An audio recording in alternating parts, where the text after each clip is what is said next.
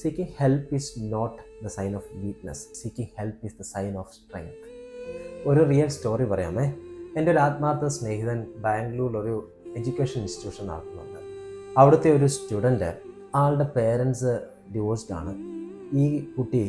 ഈ സ്റ്റുഡൻറ്റ് ഭയങ്കര painful family ലൈഫിൽ കൂടെ പോയത്.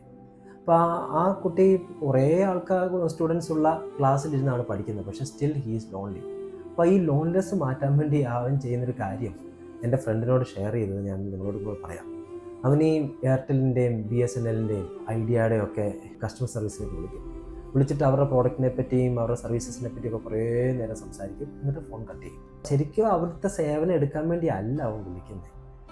അവൻ ആ ലോൺലി ആയതുകൊണ്ട് ആരോ അവനോടൊന്ന് ഹാർട്ടായിട്ട് അവനെ കെയർ ചെയ്തൊന്ന് സംസാരിക്കണം.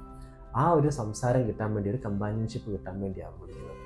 ശരിക്കും നമ്മളും ഒരു ലോൺലി ഫീലിൽ കൂടെയാണ് പോകുന്നതെങ്കിൽ നമ്മളൊരു പ്രൊഫഷണൽ ഹെൽപ്പ് എടുക്കുന്നതാണ് നല്ലത്. പലരും ഈ ഡേറ്റിംഗ് ആപ്സും ഒക്കെ തേടി പോകുന്നവരുണ്ട്. നിങ്ങൾക്കൊരു നോൺ ജഡ്ജ്മെൻ്റലായിട്ടുള്ള ഒരു കോൺഫിഡൻഷ്യൽ അറ്റ്മോസ്ഫിയറിൽ നമ്മളെ എംപത്തറ്റിക്കായിട്ട് മനസ്സിലാക്കുന്ന പ്രൊഫഷണൽ സൈക്കോളജിസ്റ്റിൻ്റെ ഒരു സേവനം ഈ സമയത്ത് എടുക്കുന്നത് നല്ല കേട്ടോ. നിങ്ങൾക്കൊരു പ്രശ്നം ഉണ്ടാകണമെന്നില്ല സൈക്കോളജിക്കൽ ഹെൽപ്പ് എടുക്കാനായിട്ട്. Seeking help is not the sign of weakness. നമ്മുടെ ചില ഈഗോ ഒക്കെ ഈ ഹെൽപ്പ് ചോദിക്കാനായിട്ടൊക്കെ മടിയായിരിക്കും. Seeking help is the sign of strength.